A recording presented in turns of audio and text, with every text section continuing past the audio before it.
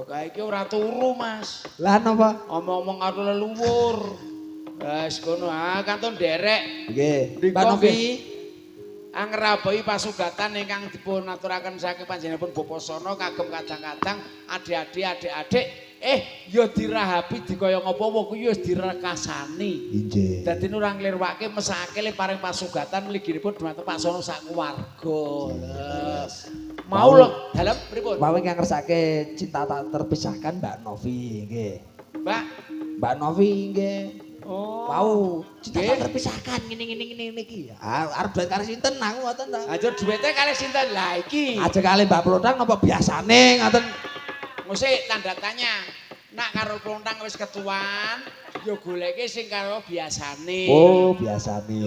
Nggih wong tuwa iki iso ngalah. Wong tuwa iki jare ngendikane para pujaka tuwa iki metu wis gawa. Gawa tutur, gawa sebur, gawa wur. Nggih, leres. Mbak Novi. Kene karo Mbak Kakung. Sini. Sini kuwi nak disikuk jane dagelane Karang Pandan kae to. Sini. Mulo do sinau. Ayo sini ngono kae. Wah. Jenengan ajeng duet kali sinten monggo. Mang milih ki Mbak bebas. Ya sing umum biasane ki karo Jumae napa Sarju ngono. Iya. Biasanya ya apa-apa. Biasanya ya ora apa-apa. Ini kesempatan yang kedua kali tidak akan tertunda. Ayo Mer. Ayo sayang sini. Aw. Mumpung saiki bebas lho. Jare ki mau toh. Mumpung lumpuk. Jare mau mumpung lumpuk. Mumpung lumpuk dadi siji kabeh. Ayo. Aja karo sing endi, Men? Aduh, loro-lorone to. Weh, loro-lorone. Ora. Gek nek ngoten niku pripun, Mbah? Loro-lorone arep diayahi kabeh ngoten. Aku ora ngerti perkara. Teman. Aku ora ngerti perkarane kok dadine wong tuwa ngalah. Sen iso ki aku dadi wong tuwa sak perangan tak nyontoni marang anak putuku. Yen pancen sinten iki? Mbak Novi. Dek Novi iki wis kagungan pandangan sing bakal duweti, ae tak manggake. Lho aku ora kemalak, ora ketoke kemerungsung niku mboten kok. Nggih, pun tuwuk ngoten. Alah wis parek. Ya iki sing disuwun Dek Novi, sing duweti napa sing ngethuk napa Mboten kakekne Semar, yo kakekne Semar. kok kakekne Semar. Weh. Boy mboten sing anu Semar Udawa Juno. Oh, monggo Mas Semar. Monggo sinten sing Mas Dimas Brian yo. Dedetudono.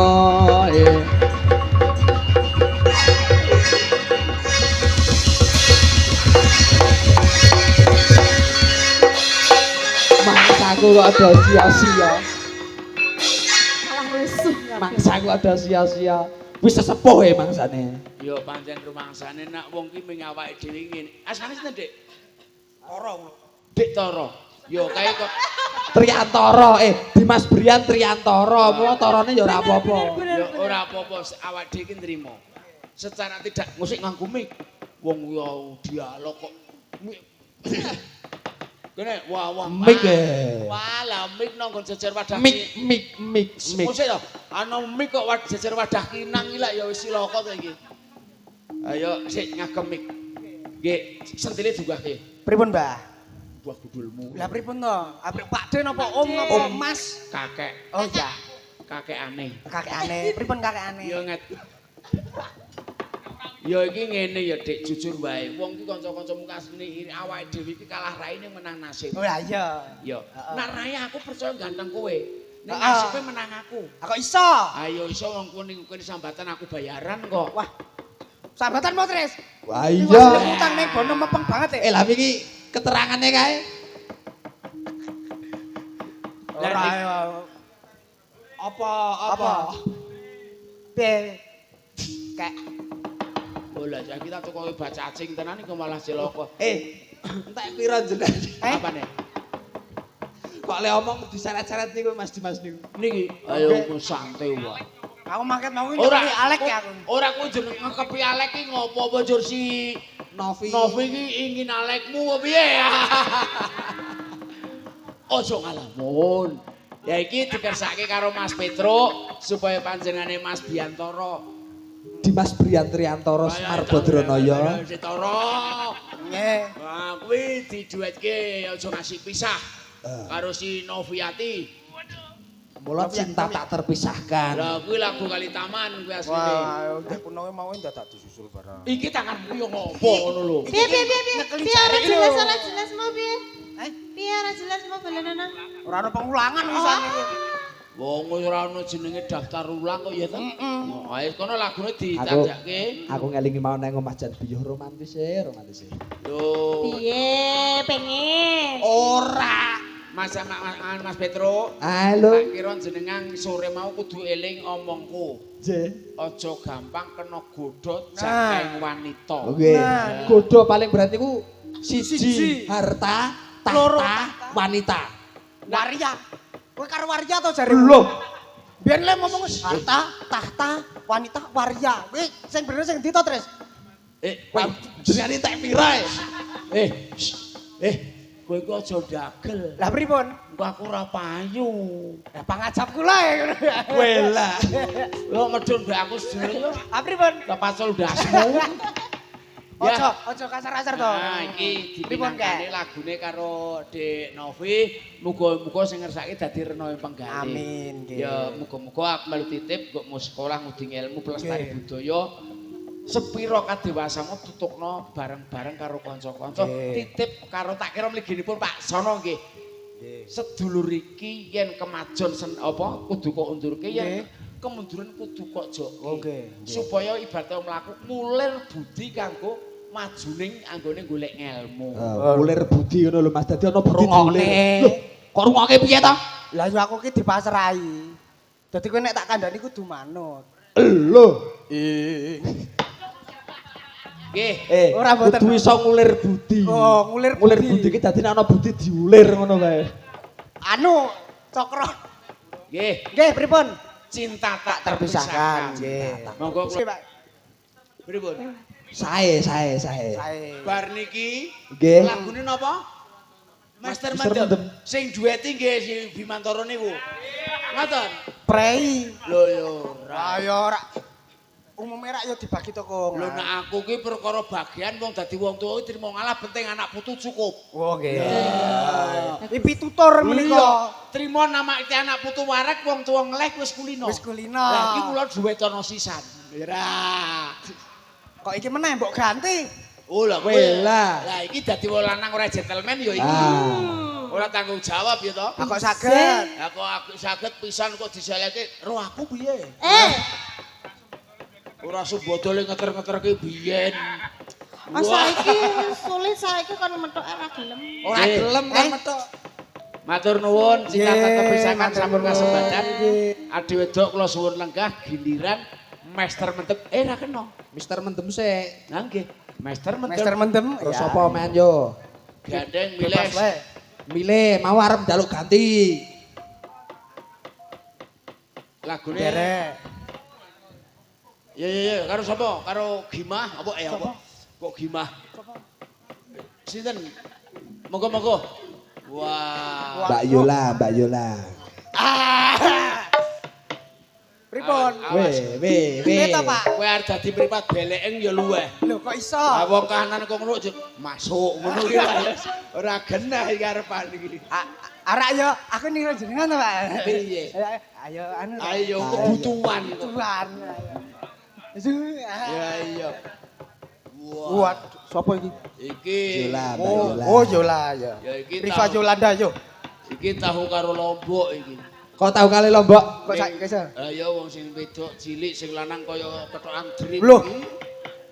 Sing penting kan fungsinya. Oh, ora Apa? Ora tak teruske lho iki lho. Sing penting apa nih? Ora. Spare anu. Baute. Pak.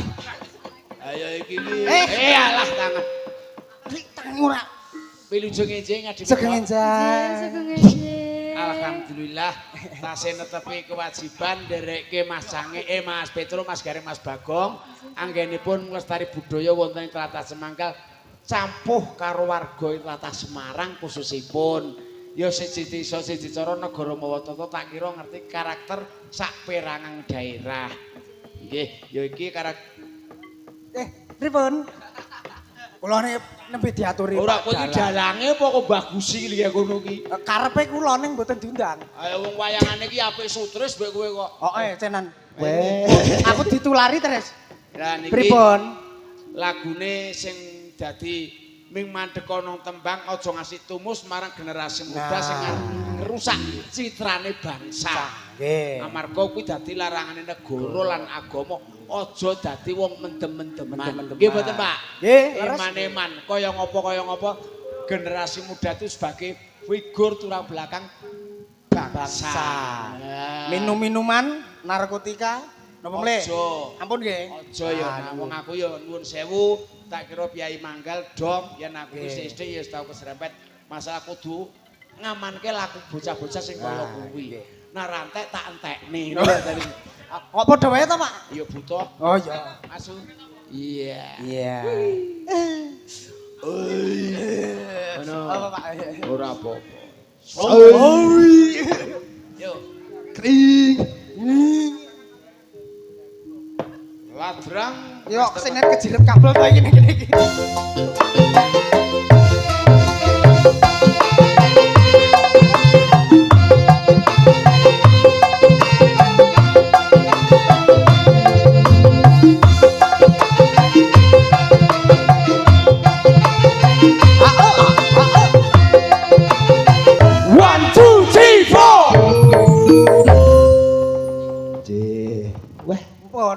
pun Kong.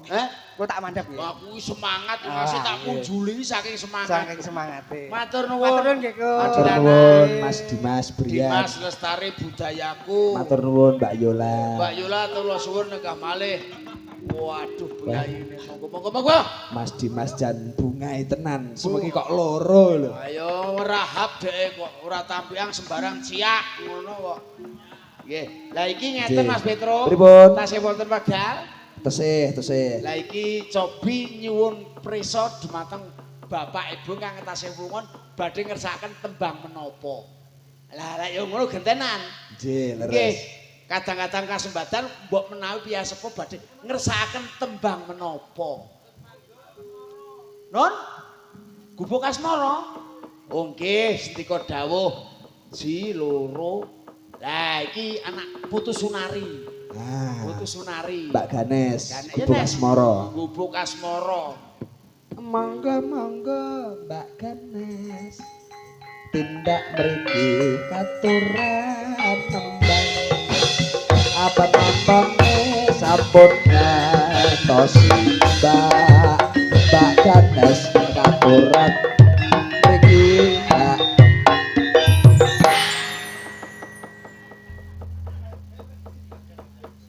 Halo Mbak Ganes, Sugeng Enjing.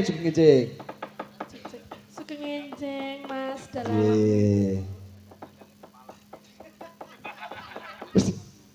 Pripun Mbak? Apa lho? Dirami. Yo kuwi udah akale. Kowe jane wis mekek kode ning urung cetha ya ra. Dadine yo kudu ngono kuwi. Nes, Nok. Dalam Mbah. Oh ya bener nak kowe ngundang Pak wong pancen suwargi mbahmu kuwi karo aku kakang aja nang kono mikir rada munggah lah ngono. Ha. Biyen mbahmu karo aku nuwun sewu mboten umuk nggih. Mbahne niki nalika gebyagang nyekel cemurute ringgit sepisanan lakon Gatotkaca Sungging aku sing ngethoke numpingi. Lho, bapakne mula ora mokal yen putune dadi peneruse seni. Muga-muga lestari ya, Nok. Apa sing kok sejo iso ngluhurke suwargi mbahmu. Ora umuk karo adik-adikku saka Tatangayuja. Ala ya kaya ngapa pancen ala bapakku ku ya dalang. Lho, tak kira Piai Mangkal sing Piai sepuh-sepuh tak kira ya kemutan yen bapakku ya dalang, mbahmu ya dalang. Gandeng wis doh sedo saiki ketemune sinden karo dagel. Len.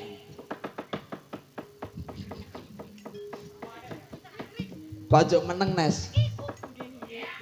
Kepiye Nes? Kira kan kepiye? Karo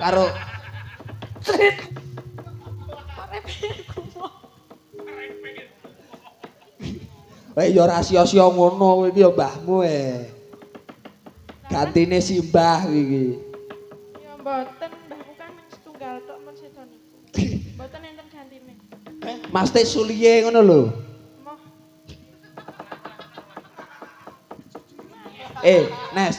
Nes. Kuwi biyen cilikanmu iki sing ngedusi kowe iki ya Mbah Plontang kuwi lho. Lah kowe nak mboten. lho. Weh lah kok ora percaya. Oh, ya ora percaya aku kelingan kok. Cilikanmu biyen isih cengeri sing ngedusi Mbah Plontang. Pret hoax. Tenan kuwi Mbah Plontang saiki. Tak seksine lho. Ora le kata-katane sithik kok sengkring limuni mak pret iki lho. Boyo kowe iki mikir, awake mbahmu karo aku kulino njur kowe iki lek ya kudu tak kulinani lho.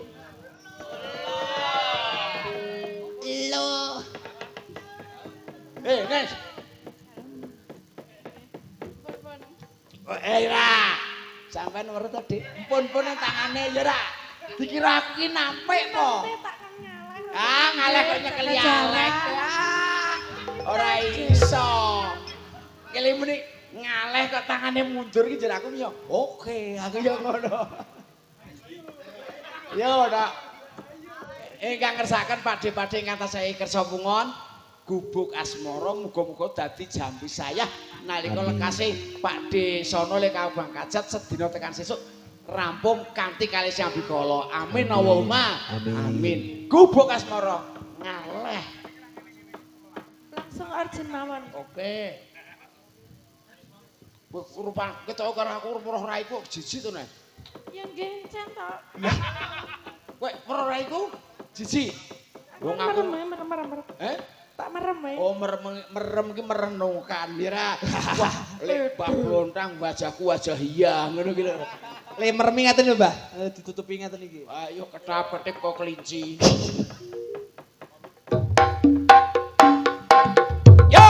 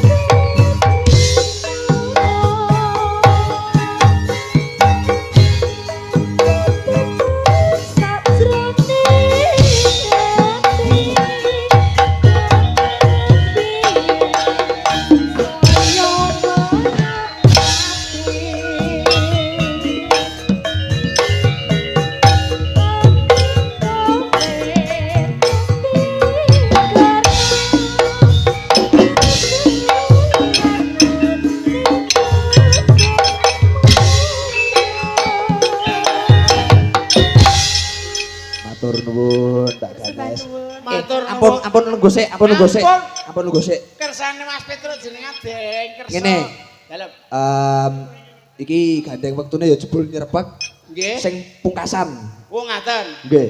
Lah niku nyuwun, nek iso aja mung siji sing jumeneng. Kabeh nggih. Lah ora apa-apa iki entuk rezeki. Nggih, nggih. Santai-santai.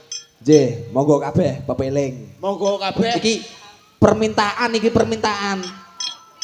Permintaan iki. Wis oh. Awan wis. Yo kayak iki ono Ya dalan. wis ganti. Wah. Nganu wae sing iso bareng-bareng. Ninggal katresnan.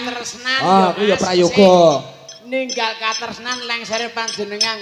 Mligine adik-adikku sedulurku saka Tlatah Ngayodja ninggalo barang kang becik katresnan marang warga Tlatah Semanggal. Sesuk liya dina liya wektu iso sowan rene kanthi lestari. Amin. Ya ayo doh jumeneng karo kakekane. Ayo kak pelontang karo piye rene.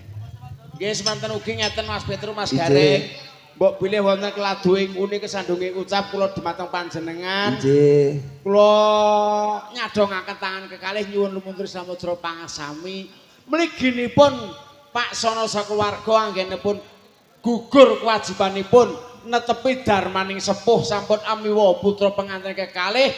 Mugi-mugi sampi kantuk rahmating Allah tebih saking godha rencana bagya mulya kang tinampa. Amin. Sanes wekdal saged pinanggih sungkem kula kunjuk kagem kadang-kadang tlatah Ngayodja senior-senior kula lan panjenengan sedaya kula jane arep kepengin kepiye caraku rambatan seni liwat tlatah Ngayodja ning kok angele jamak.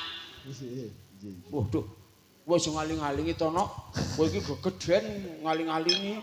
Mas Idris, Dalem. penutupan kan iki. Nggih, ninggal Digawe katresnan. urgent kabeh we. Oke, wiyaga semua boleh joget. Ya, benar. Dipenake lho, Ayo Cak. sarunge benekke. Kuwi sing iki sing sopan kuwi alek tengak-tenguk.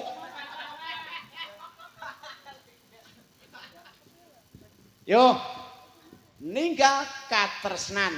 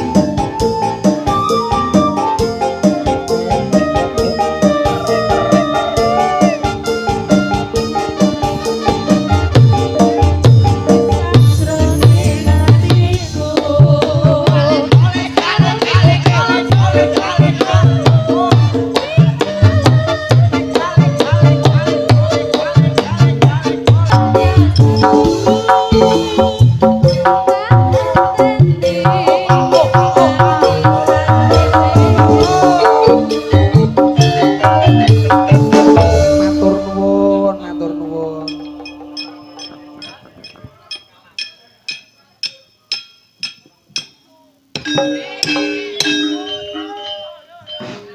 Wah. Doro, wis dinane Doro. Ayo, kae Doro.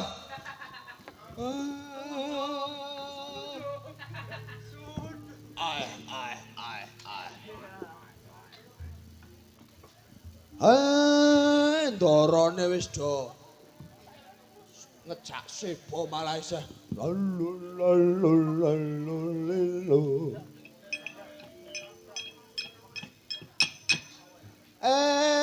Ayo tole kabeh. Kae darane gek disebo. Slendroke wae ra apa-apa, Mas.